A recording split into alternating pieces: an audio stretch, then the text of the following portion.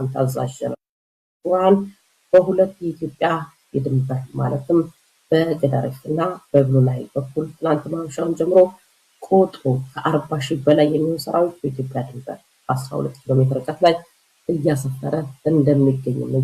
60 የዓይን እማኞች ከስፍራው ያደረሱት በኢትዮጵያ ድንበር በ12 ኪሎ ሜትር ርቀት ላይ የሰፈረው ይህ ኃይል በከባድ መሳሪያዎች ጭምር የታገዘና የተደራጀ መሆኑን ገልጿል። አብዛኛው ሰራዊት በሁመራና በሱዳን ድንበር ላይ እስከ 25,000 የሚሆን ቁጥር ያለው ኃይል ማለት ነው በስፍራው እንዲከማች መደረጉንም የዓይን እማኞቹ ጨምረው ገልጸዋል። የውጭ ሀገር ስደት አስመላሽ ተብሎ የሚንቀሳቀሰውና በውጭ ጉዳይ ሚኒስቴር ስር ሆኖ የሚሰራው ድርጅት በመካከለኛው ምስራቅ የሚገኙ የስደት ተመላሾች ወደ ሀገር ወይም ደግሞ ስደተኞች ወደ ሀገር በሚመለሱበት ጊዜ መመለስ ይችላሉ። ነገር ግን ሲመለሱ ግን ከሚሰጣቸው ገንዘብ 50% የሚሆነውን ለኛ ሊሰጡን ይገባል የሚል የስምምነት ፊርማ አድርጉ በሚል የስደት ተመላሾችን አፍኖ መያዙንም ገልጸዋል። ይህንን ደግሞ የድርጅቶች እንግዲህ እነዚህ ከስደትና ከስደት ተመላሾች ተብለው የሚመለሱት ኢትዮጵያውያን ከዚህ ድርጅት ገንዘብ ገና ለገና ገንዘብ ይሰጣቸዋል በሚል 50% ለዚህ ሰው በላ ቡድን እስካልሰጡ ድረስ ወደ ሀገራቸው እንደማይገቡም ነው በግልጽ የተነገራቸው። ለዚህ ደግሞ ገንዘቡን መስጠትና ወደ ሀገራቸው መግባት ከፈለጉ ደግሞ በሚቀመጥላቸው ፎርም ላይ ፊርማቸውን ማስቀመጥ ግዴታ እንደሚሆንም ነው በግልጽ የተነገራቸው። ከተለያዩ የኦሮሚያ አካባቢዎች ወደ ምስራቅ ወለጋ ዞን ወረዳዎች አማራ ፋኖ ከፍተኛ ኃይል ይዞ ተፋል በማለት ሰፊ አድማ ብተናና ሚሊሻ ዛሬ ከጠዋት ጀምሮ ወደ ምስራቅ ወለጋ ከመናኸሪያ በግዳጅ በተሰበሰቡ ቅጥቅጥ የህዝብ ማመላለሻ አውቶቡሶች በገፍ እየተጋዘ መሆኑን ኢትዮ 60 ምንጮች ገለጹልን።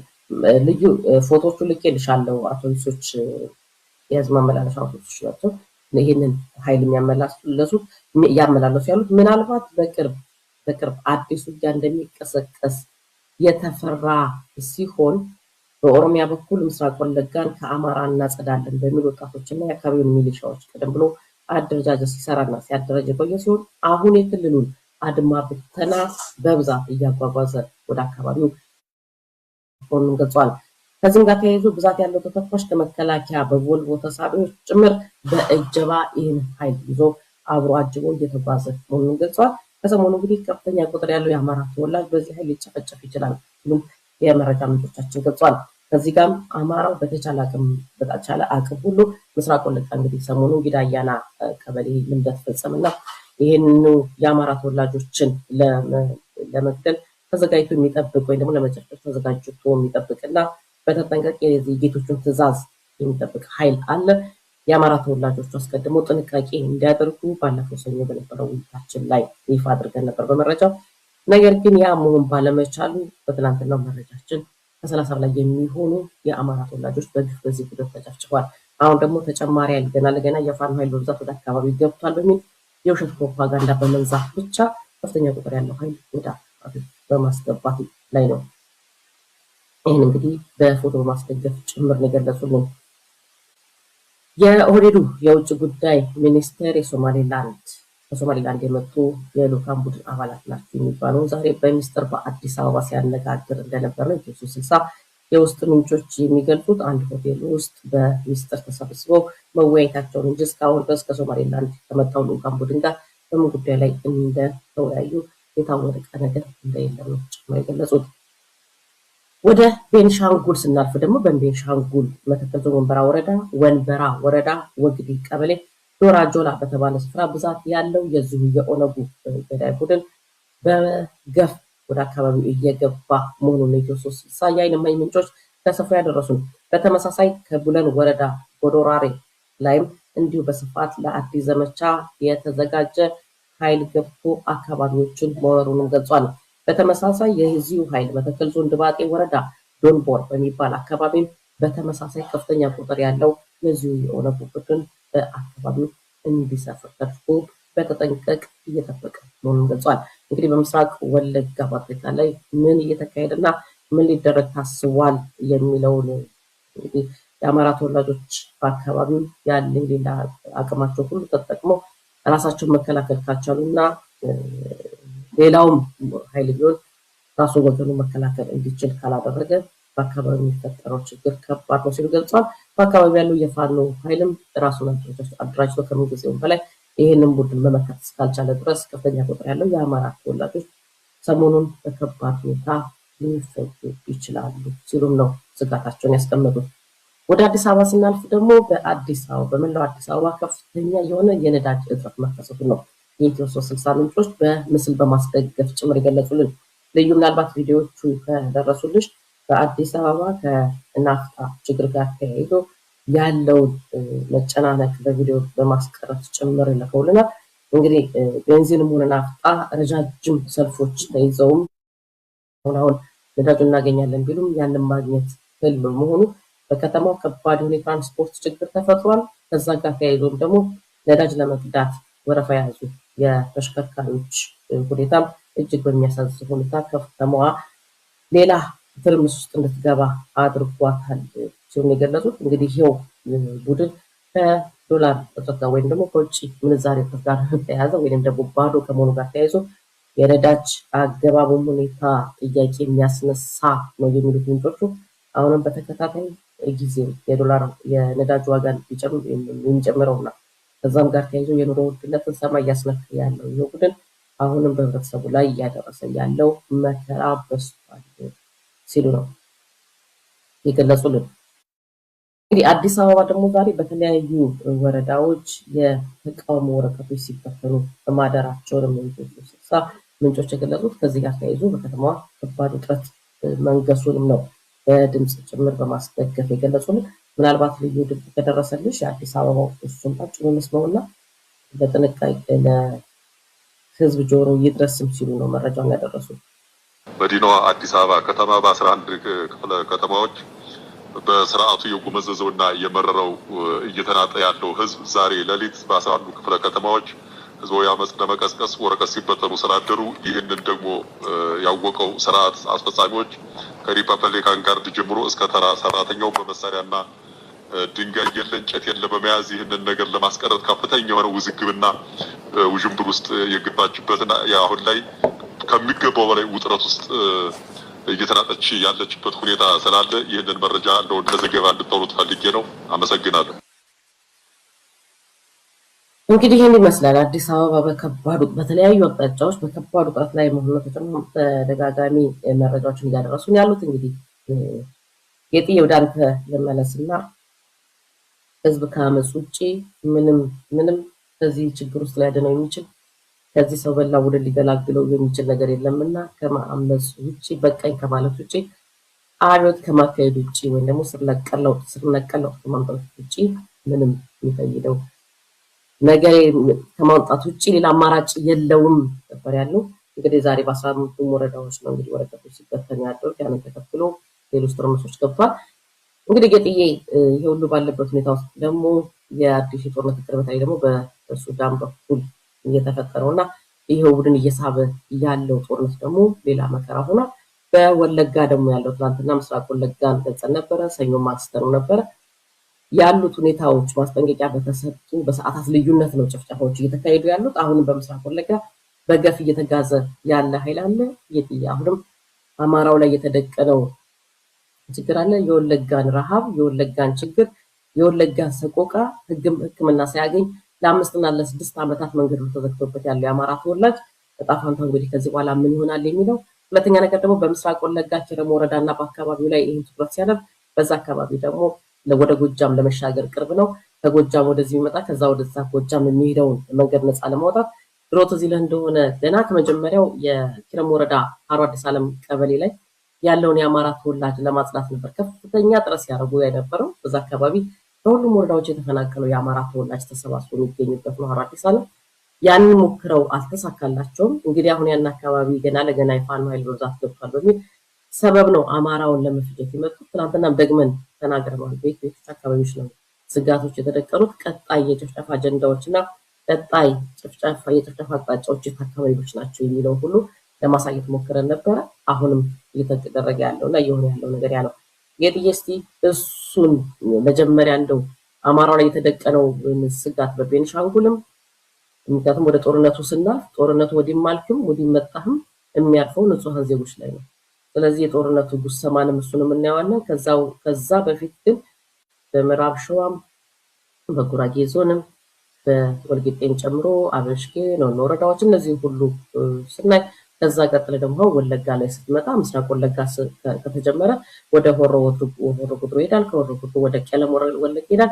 ከዛ በኋላ ምዕራብ ሸዋም ምስራቅ ሸዋም እያለ ወደ አካባቢ ሁሉ የሚስፋፋ ነው። አንድ ጊዜ ግድያው ሲጀመር ሁሉንም አካባቢ ነው የሚያዳርሰውና ይህስ አደጋ እንደዚህ አይነቱ ስጋት ተጠንቀቁ ማለት ብቻ ሳይሆን ትናንትና ብለናል፣ ሳይገደሉ በፊት ነው ኢትዮ 360 እባካችሁ ተዘጋጁ፣ እባካችሁ ራሳችሁን ጠብቁ ብሎ የሚናገሩ ስላለን አሁንም የጥንቃቄ መልእክታችንን ማስተላለፍ ስላለብን በዛ አካባቢ ደግሞ የተደራጀ የፋኖ ኃይል አለ። ይኸው ቡድን ደግሞ ከውጭም ሆኖ የሚከፋፍለው ቡድን ይህንንም ቡድን ለመከፋፈል ሞክሯል። እንግዲህ ምን ማድረግ አለበት የሚለውን እንደሱ ላይ ጠቆም አድርገን ወደ አዲሱ የጦርነት እቅድም በዛው ማለት ይችላል።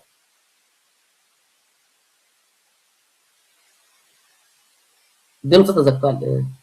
የጥዬ ድምጽ አይሰማም። ይቅርታ። በጣም አመሰግናለሁ ጀሪ፣ እንዲሁም ልዩ እግዚአብሔር ይስጥልኝ። በቅድሚያ ከጋምቤላ አካባቢ የደረሰን አንድ መግለጫ አለ፣ የጋምቤላን ወቅታዊ ጉዳዮች የሚዳስስ እሱን መግለጫ በተወሰነ መልኩ ጭብጡን ለማቅረብ ሞክራለሁ። እንግዲህ በእንግሊዝኛ የተዘጋጀ መግለጫ ነው። ወደ አማርኛ መልሼ ያለውን ጭብጥ የተወሰነ ለማቅረብ ሞክረው ድርጅቱ አንድነት ለጋምቤላ ጥበቃና የትጥቅ ትግል ይባላል። እንግዲህ በዚህ በጋምቤላ አካባቢ በስፋት የሚንቀሳቀስ የፖለቲካ ድርጅት ነው። ይህ ድርጅት ባወጣው መግለጫ መሰረት ጋምቤላን ወደ ኦሮሚያ የማካለል ህገወጥ የሆነ እንቅስቃሴ የፌዴራሉን ህገ መንግስት ተብዬ ሰነድም እንዲሁም የጋምቤላ ክልላዊ ህገ መንግስት ተብዬን በተመሳሳይ የጣሰ ፍጹም ህገወጥ የሆነ ድርጊት እየተፈጸመ መሆኑን በጣም በአጽንኦት ይጠቅሳል እና መግለጫው ተጀምሮ እስኪያልቅ ወደ 2 ገጽኛው መግለጫ ነው። ይህንን በማብራራት የሚጨርስ ነው። በዋናነት ጋምቤላን ወደ ኦሮሚያ ለመጠቅለል የኦሮሚያ ዲፋክቶ አኔክሴሽን ለመስራት ጥረት እያደረጉ ነው ሲል ነው የተነሳው። ያንን በስፋት ይጠቅሳል እና ይህንን የሚያደርጉት ደግሞ ህግ እናስከብራለን፣ ህግ እናሰፍናለን በሚል ሰበብ እንደሆነም ጭምር ይጠቅሳል ማለት ነው። ስለዚህ በጋምቤላ ኢላማ የተደረጉ ነገሮች አሉ። በተለይ የኦሮሞ ፖለቲከኞች ኢላማ ያደረጓቸው መነሻቸውን ማዕከላቸውን አዲስ አበባ ያደረጉ የኦሮሞ ፖለቲከኞች የኦህዴድ ፖለቲከኞች ኢላማ ያደረጓቸው ነገሮች አሉ ብሎ አንድነት ለጋምቤላ ጥበቃና የትጥቅ ትግል በዝርዝር ያስቀምጣል። እነዚህ ኢላማ ያደረጓቸው ነገሮች የመጀመሪያው የግብርና መሬት ወረራን ነው። የግብርና መሬትን መውረርን ኢላማ ያደረገ ነው ይላል። ሁለተኛው የተፈጥሮ ሀብትን በተመሳሳይ መውረርን ኢላማ ያደረገ ነው። እንግዲህ የተፈጥሮ ሀብት ሲባል ወርቅን ጭምር ይጨምራል፣ ሌሎች ማዕድናትን ጭምር የሚጨምር ነው። አንዳንዴ ደንንም ጭምር ይጨምራል። ከፍተኛ የከሰል ንግድ፣ እንደዚህ የእንጨት ስራ ንግድ ጭምር የሚከናወንበት አካባቢ ከመሆኑ አኳያ ማለት ነው። የተፈጥሮ ሀብት ሲባል እነሱንም ጭምር የሚያካልል የሚጨምር ይመስለኛል። አንዳንዴ ወንዞችን የሚጨምር ነው ብዬ አስባለሁ። ይህንን ያነሳሉ በጥቅሉ ማለት ነው። ሶስተኛው የባህል ስልቀጣን ኢላማ ያደረገ ነው ይላል። አራተኛው የጋምቤላ የፖለቲካ ተቋማትን ማጥፋትን ኢላማ ያደረገ ነው ሲል እነዚህን 4 ጉዳዮች ኢላማ ያደረገ እንደሆነ ዘርዝሮ ያስቀምጣል እና እነዚህ 4 ኢላማዎች ሲሳኩ የመጨረሻ ግቡ የሚሆነው ደግሞ የጋምቤላ ክልልን ቀስ በቀስ ራሱን በራሱ የመምራትን ራሱን በራሱ የማስተዳደር አቅሙን እየሸረሸሩ መሄድና በመጨረሻም ጋምቤላን የኦሮሚያ አካል የማድረግ እቅድ እንደሆነ ይጠቅሳል። ስለዚህ ከሰሞኑ በተለይ በጋምቤላ የተፈጠሩ ውጥረቶች እነዚህ በአኝዋና በኑዌር በኩል የተፈጠሩት ድንበር ዘለል የሆነ ከደቡብ ሱዳን በኩልም የመጣ ኃይል ጭምር የሚሳተፍበት እንቅስቃሴ አለ። ስለዚህ ይሄ እንቅስቃሴ እነዚህን 4 ነገሮችን ኢላማ አድርገው የሚንቀሳቀሱ የኦሮሞ የኦህዴድ ፖለቲከኞችን በደንብ አጋዥ አድርጎላቸዋል ብሏል። ኦህዴድ የሚለው እኔ ነኝ፣ ምናልባት ኦነጎችም ሊኖሩበት ይችላሉ። እነሱ ኦሮሞ ሴንተርድ በሚል ነው የሚገልጿቸው። ስለዚህ እነዚህን አራቱን ኢላማዎች የበለጠ እንዲፋፋሙላቸው በጥሩ መልኩ እንዲሄዱላቸው እና የጋምቤላ ነዋሪዎች ችግር ውስጥ እንዲወድቁ አቀጣጥሏል የሰሞኑ ግጭት የሰሞኑ ሂደት ሲልም ያነሳል። ሌላው ከሰሞኑ ሕግ እናስከብራለን በሚል ሰበብ የፌዴራል ፖሊስን ልብስ እየለበሱ በፌዴራል ፖሊስ ስም በሺዎች የሚቆጠሩ የኦሮሞ ልዩ ኃይል አባላት ወደ አካባቢው መግባታቸውና እነዚህን አራቱን ኢላማዎች ለማሳካት እየሰሩ መሆኑን ጨምሮ ይጠቅሳል። እነዚህን አራቱን ኢላማዎች ለማሳካት እና የጋምቤላን ራስን የማስተዳደር መብት ለመጨፍለቅ ሲባልም በጋምቤላ ክልላዊ መስተዳድር ደረጃ ያሉ የደህንነት ሰዎች፣ ወታደሮች፣ ፖለቲከኞች እንዲሁም ታች የመኪና አሽከርካሪዎችን ጨምሮ ከስራ ተባረዋል ይላል እና ከስራ የሚያባራቸው ደግሞ የጋምቤላ መስተዳድር ሳይሆን በዋናነት መሰረታቸው ማዕከላቸውን አዲስ አበባ ያደረጉ የኦሮሞ ፖለቲከኞች እንደሆኑም ጭምር ይጠቅሳል። ከነዚህ ከተባረሩት መካከል ጀሪ ቀደም ብለሽ አንቺ በዜና ምስታነሽ እንደነበረው የጋምቤላ ክልል ፖሊስ ኮሚሽን ኮሚሽነር አቶ ኦጉላ ኦጅሉ በግፍ ታስረው እንደሚገኙ ከተባረሩት መካከል አይደሉም፣ በግፍ ከታሰሩት መካከል ማለት ነው። እሳቸው አንዱ እንደሆኑ በተጨማሪም የጋምቤላ ከተማ አስተዳደር የደህንነት የሰላምና ደህንነት ኃላፊ አቶ ኦሞት ዋች እንዲሁም እሳቸውም በስር ላይ እንደሚገኙ እና ስራቸው ከህግ ውጭ እንደሆነ ህጋዊ መሰረትን የተከተለ እንዳልሆነ እንዲሁም ለህዝብ ይፋ ያልተደረገ ሚስጥራዊ ጉዳይም ጭምር እንደሆነ መግለጫው ያትታል። ይህንን የሚያደርጉት በተመሳሳይ የኦሮሞ ፖለቲከኞች ናቸው ሲል አሁንም አስምሮ ይናገራል። ከዚህ ቀደም የጋምቤላ ርዕሰ መስተዳድሯና የክልሉ ርዕሰ መስተዳድርና እንዲሁም ምክትላቸው ህግን ባልተከተለ መልኩ ህዝብ ባልተሳተፈበት ህዝብ ባልተማከረበት መልኩ ህገወጥ በሆነ ሂደት መሾማቸውን ያም ሹመት በሂደት በጋምቤላ ግጭትን የሚያመጣ መሆኑንና ግጭቱ አሁን የታየ መሆኑንም ጭምር እንዲሁ የአንድነት ለጋምቤላ ጥበቃና የትጥቅ ትግል ድርጅት ዛሬ ባወጣው መግለጫ ጠቅሷል። በመጨረሻም የጋምቤላ ነዋሪ ህዝቡ በጠቅላላ አንድነቱን ማጠንከር እንዳለበት በጋራ በጎሳ በምን ሳይከፋፈል አንድ ሆኖ ለመብቱ መቆም እንዳለበት ያሳስባል መግለጫው።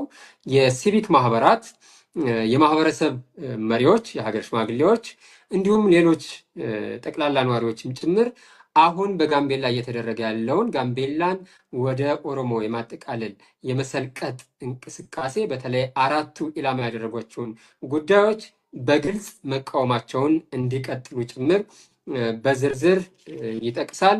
በጠቅላላው ይሄ መግለጫ ለዓለም አቀፉ ማህበረሰብ እንዲያውቀው ግልጽ እንዲሆን እንዲሁም ለፌዴራል ተቋማት ግልጽ እንዲሆን እንዲታወቁ ጭምር ያትታል። እንግዲህ የፌዴራል ተቋማት ሲሉ አገዛዙ መልስ ይሰጠናል ወይም ያገዛዙ ተቋማት መልስ ይሰጡናል ከሚል እሳቤ ሳይሆን እንደው በመርህ ደረጃ ቢያንስ ገለልተኛ ተብለው የሚቋቋሙ የሰብአዊ መብት፣ የዲሞክራሲ እንደዚህ የመሳሰሉ ተቋማት አሉ። እነሱም ጭምር እንዲያውቁት ከሚል እሳቤ ነው ብዬ አስባለሁ። እነዚህ ሁሉ እንዲያውቁት ሲሉ መግለጫቸውን በዝርዝር አስቀምጠዋል። አንድነት ለጋምቤላ ጥበቃና የትጥቅ ትግል ድርጅት ማለት ነው።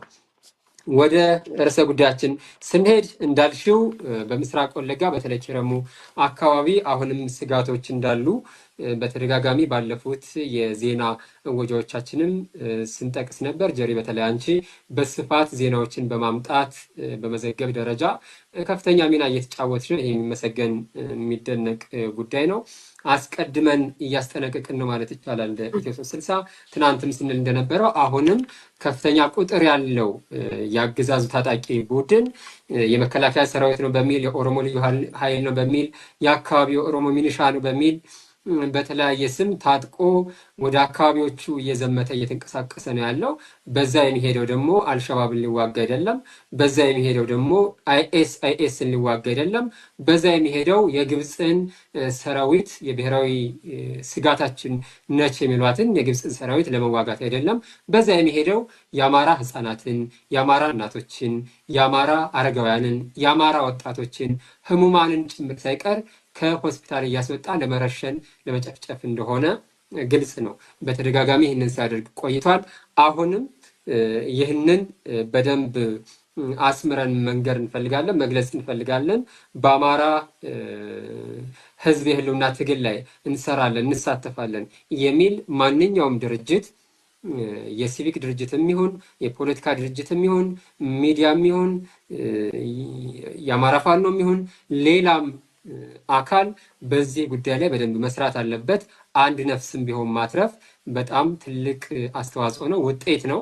ያ እንዲሆን በትጋት መስራት ያስፈልጋል ብዬ አስባለሁ። ሌላው የጎጃሙን ድል አስቀድመን ወደ አዲሱ ጦርነት በተለይም በሱዳን አካባቢ በኢትዮጵያና በሱዳን ድንበር አካባቢ እየተቀሰቀሰ ያለ አዲስ ጦርነት አለ። በመጪዎቹ ሳምንታት ውስጥ ማጥቃት እናደርጋለን ብለዋል የሱዳን ባለስልጣናት ወደ ኢትዮጵያ ማለት ነው። በተለይም በኢትዮጵያ የሰፈረውን የሱዳን ፈጥኖ ደራሽ ሰራዊት የአርኤስኤፍን ሰራዊት እንመታለን በሚል ነው ይህንን ጦርነት እናደርጋለን የሚሉት። ወደሱ ከመሄዳችን በፊት የጎጃሙን የድል እንቅስቃሴ ብናስቀድም ጥሩ ይመስለኛል። እንጀሪ የድሉን ዜና ቅድም መግቢያችን ላይ አሰማነው። በተለይ ስናን ላይ በጣም የሚገርም ድል ነው ያስመዘገቡት። ከባድ መሳሪያዎች ከከባድ እስከ ቀላል መሳሪያዎች ራሱ ክላሽንኮቭን መቁጠር እስኪያቅታቸው ድረስ በቁጥር ምን ያህል ነው እስከሚባል ድረስ ያን ያህል ድል አስመዝግበዋል። አሁንም በአካባቢው ጦርነቱ መቀጠሉንና የአማራ ፋኖ በጎጃም የተለያዩ አዲስ በኮር ከተደራጀ በኋላ ያደረገው ትልቅ ጦርነት ነው የዛሬው።